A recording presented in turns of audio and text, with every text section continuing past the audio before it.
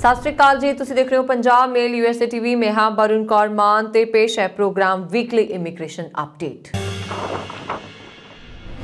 America ने 3 होर यूरोपी देशों की यात्रा संबंधी एडवाइजरी की जारी। हुण मियाद पुग चुके अमेरिकी पासपोर्ट की वरतों करने के योग हो सकते ने कुछ नागरिक। अमेरिका का पासपोर्ट हुण $20 होएगा महंगा। बगैर पासपोर्ट ते पैसे के सुडान विच फसे 62 भारतीय नागरिक। 522 जाणियां ने भारतीय पासपोर्ट किए सरंडर। इटली के प्रवासी भारतीयों ने अंबैसी तो की मदद की मांग। अमीरात एयरलाइना ने अगले नोटिस तक 8 स्थानों तो उड़ाणा ते लगाई रोक। यूके तो उड़ाणा ते ममता बैनर्जी ने लगाया बैन। कोलकाता नहीं उतरेगी कोई फ्लाइट। सिंगापुर ने 10 अफ्रीकी देशों ते लगाई यात्रा पाबंदी हटाई। पाकिस्तान इंटरनेशनल एयरलाइंस ने 5 साल बाद ईरान लई शुरू की सीधी उड़ान। बर्मिंघम तो अमृतसर आई फ्लाइट विच 4 मुसाफिर कोरोना पीड़ित। तुसीं देख रहे हो वीकली इमीग्रेशन अपडेट। शुरुआत करते हैं अमेरिका तो। अमेरिका के रोग कंट्रोल और रोकथाम केंद्र ने कोरोना के नवे रूप ओमिक्रॉन के वधदे खतरे के मद्देनज़र 3 होर यूरोपी देशों को यात्रा के नज़रिए तो बहुत जोखिम वाले देशों की श्रेणी में शामिल किया है। CNN की एक रिपोर्ट मुताबक CDC द्वारा जारी हफ्तावारी कोविड-19 यात्रा सलाह के तहत यूरोपीयन देश माल्टा, मोल्डोवा और स्वीडन को यात्रा लिए जोखिम भरे देश दस्या गया है। इन्हां 3 देशों को CDC की सूची में 4 पद्धर से बहुत खतरे वाले देशों वजों दर्ज किया गया है। इस तो इलावा यूरोप के देशों France, Germany, Greece, Ireland, Italy, Netherlands, पुर्तगाल, स्पेन और यूके को भी CDC की चौथी श्रेणी के देशों में रखा गया। ब्रिटेन को 19 जुलाई तो चौथी श्रेणी में शामिल किया गया है। अगली इमीग्रेशन रिपोर्ट भी अमेरिका तो है। संयुक्त राज्य अमेरिका विदेश यात्रा की सहूलत लिए उच्च पद्धरी सेवा प्रदान करने लिए वचनबद्ध है। ग्लोबल कोविड-19 महामारी द्वारा पैदा हुई सफर ਦੀਆਂ ਮੁਸ਼ਕਲਾਂ ਨੂੰ ਘਟਾਉਣ ਲਈ विदेश विभाग, होमलैंड सुरक्षा विभाग ਅਤੇ ਵਪਾਰਕ एयरलाइन अमेरिका नागरिकों की विदेश तो सीधे US वापस आने ਲਈ कुछ ਮਿਆਦ पुग चुके पासपोर्टां की वरतों करने की समर्था ਨੂੰ आसान बनाने ਲਈ काम कर रही ने। वर्तमान विच विदेशों में रहिंदे अमेरिकी नागरिक जिन्हां दे पासपोर्ट की म्याद 1 जनवरी 2020 नूं जां इस तो बाद समाप्त हो गई है, वो 31 मार्च 2022 तक संयुक्त राज्य वापसी की यात्रा लिए अपनी म्याद पुग चुके अमेरिकी पासपोर्ट की वरतों करने के योग हो सकते हैं। हाल ही विच म्याद पुग चुके US पासपोर्टां की वरतों संयुक्त राज्य तो किसी अंतरराष्ट्रीय मंजिल तक जाने लई जां किसी एयरपोर्ट कनैक्शन तो लंबे समय लिए किसी विदेशी देश की यात्रा करने लई संयुक्त राज्य जां संयुक्त राज्य के किसी खेतर विच जाने लई नहीं की जा सकती है। सारे हवाई यात्रियों एक नकारात्मक कोविड-19 टेस्ट के नतीजे का सबूत दिखाना चाहिए है। संयुक्त राज्य लिए अपनी उड़ान के रवानगी के 24 घंटिया तो वध समा नहीं लिया गया। अमेरिका विच हुण पासपोर्ट फीस $20 वध गई है ਅਤੇ हुण नवा पासपोर्ट बनाउण दी अर्जी दाखिल करन वालियां नूं $165 अदा करने होणगे, जबकि पासपोर्ट नविआउण लई $130 फीस लगेगी। विदेश विभाग ने कहा कि फीस विच वाधा बेहद लाजमी हो गया ਅਤੇ हुण 16 साल तो घट उम्र वालियां दा पासपोर्ट बनाउण लई $135 वसूल किए जाणगे। विदेश विभाग ने दस्सिया कि पासपोर्ट अर्जियां दा निपटारा 8 तो 11 हफ्ते के अंदर किया जा रहा ਅਤੇ आने वाले समय दौरान इस म्याद विच होर सुधार हो सकता है। दूजे पासे अमेरिकी एम्बैसियां ते कौंसलेट्स विच सीमित काम होने कारण इमीग्रेंट वीज़ा की उड़ीक कर रहे प्रवासियों की गिणती लाखां विच पहुंच गई है। तुसीं देख रहे हो वीकली इमीग्रेशन अपडेट। हुण गल करते हैं सुडान की। सुडान विच 62 भारती फस गए ने ਅਤੇ हुण उस सवाल पूछ रहे हैं कि लोग किस तरह मुल्क तो बाहर निकलन।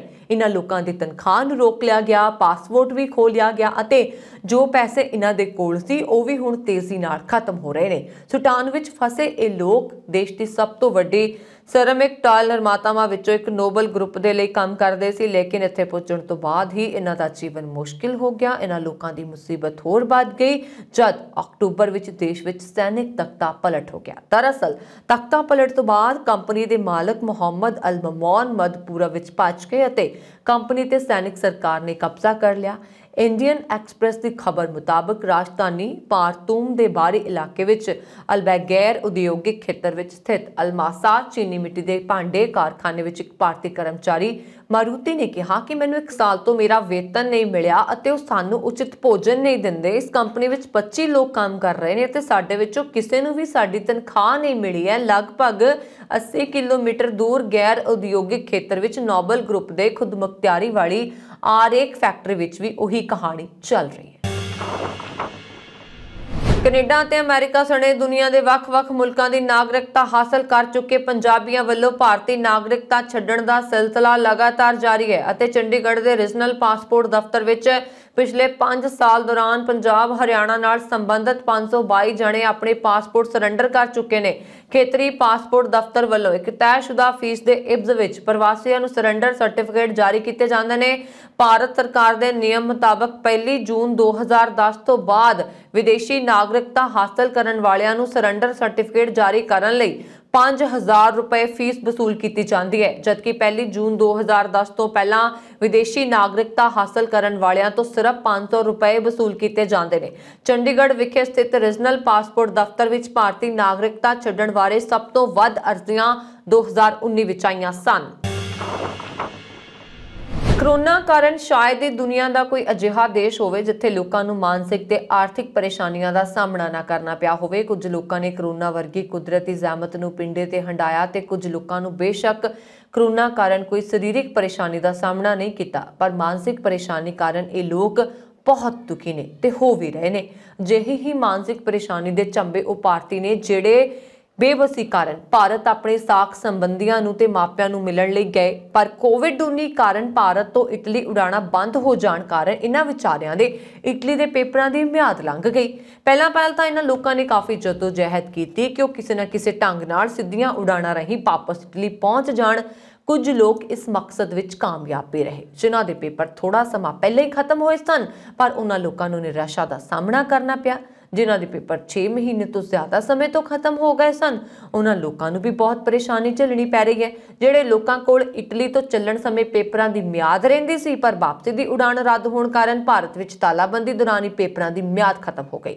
इटली सरकार ने इन्हां लोकां नूं इटली दाखले लई री एंट्री वीज़ा लैण लई फरमान जारी कर दित्ते ते बहुत लोकां ने इस कार्रवाई नूं कबूलदियां इटली दी दिल्ली स्थित अंबैसी विच अपने पासपोर्ट री एंट्री वीज़े लई जमा करवा दित्ते। पर कई महीने बीत जाण बाद भी इन्हां भारतीय परिवारां दी उड़ीक खत्म होण दा नाम नहीं लै रही, जिस कारण ये भारतीय लोग जिन्हां नूं इटली दे बंद घरां दे खर्च कंगाल करन तुरे हन, उत्थे कामकाज भी उजड़ चुके ने। कई केसां विच तां बच्चे इटली विच ने ते मापे भारत विच फसे बैठे ने, जिहड़ा कि कुछ दिन लई भारत आए सी, पर उड़ाणा बंद होण कारण पेपरां दी म्याद खत्म हो गई ते री एंट्री वीज़ा पिछले 6 महीने तो अप्लाई कीता है, पर इटली अंबैसी दिल्ली वल्लों कोई जवाब नहीं दिता जा रहा। अजिहे विच इन्हां फसे भारतीय लोकां नूं हुण पता नहीं लग रहा कि हुण की करन। बहुत ही भरे ते दुखी मन नाल इन्हां इटली दे भारतीय लोकां ने भारतीय अंबैसी रोम दे राजदूत नूं गुजारिश कीती है। इस प्रति की कार्रवाई हुंदी है, इसका खुलासा तो आने वाला समय ही करेगा, पर इस वक्त इन्हां भारतीयों नूं अपना भविख उजड़दा दिखाई दे रहा।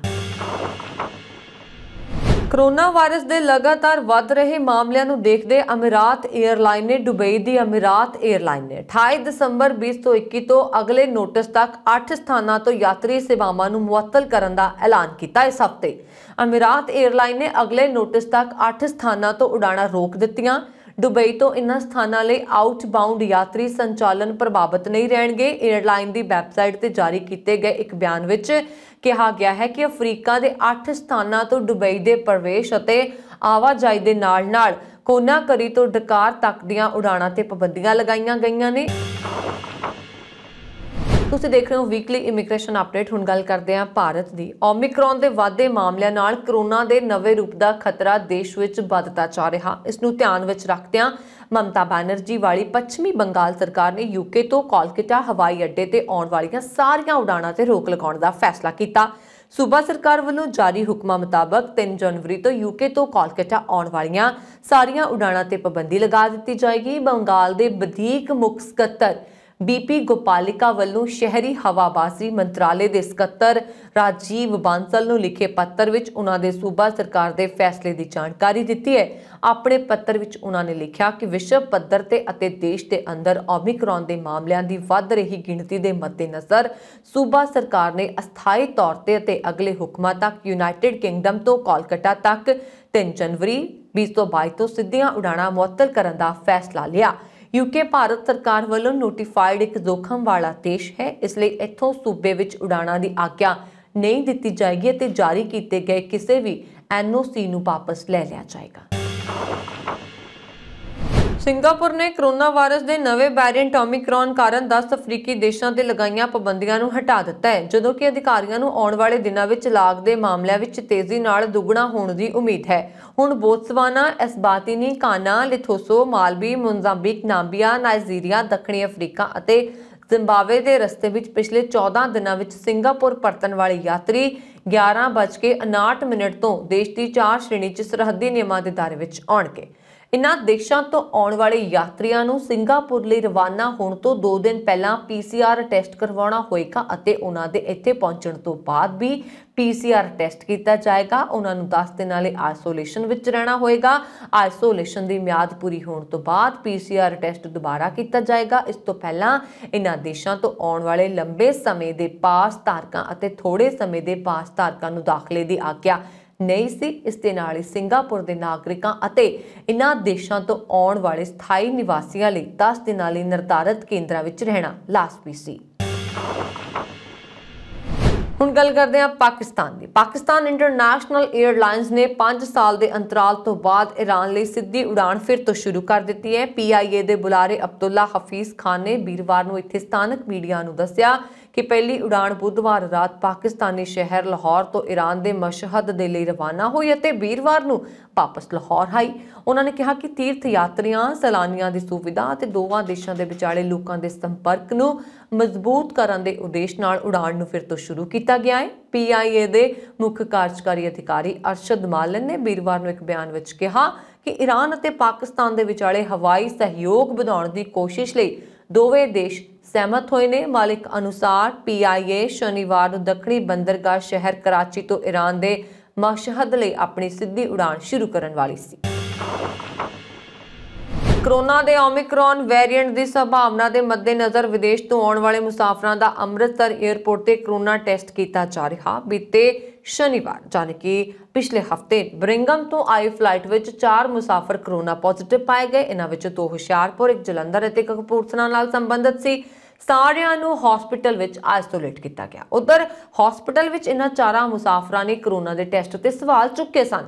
उन्हां दा कहना सीगा कि बर्मिंघम विच उन्हां दा कोरोना टेस्ट होया, उत्थों तां उन्हां दी रिपोर्ट नैगेटिव आई। अजिहे विच सिर्फ 24 घंटिਆਂ 'ਚ पॉजिटिव किवें हो गए। रिपोर्ट नैगेटिव आउण कारण ही तां उन्हां नूं बर्मिंघम तो भारत आउण दी आग्या दी गई सी। इस गल नूं लैके उन्होंने हस्पताल विच दाखल होने तो मना किया, पर हस्पताल प्रशासन ने तर्क दिता कि अमृतसर एयरपोर्ट ते उन्हां दा रैपिड टेस्ट होया, हुण ओह उन्हां दा RT-PCR टेस्ट कर रहे ने।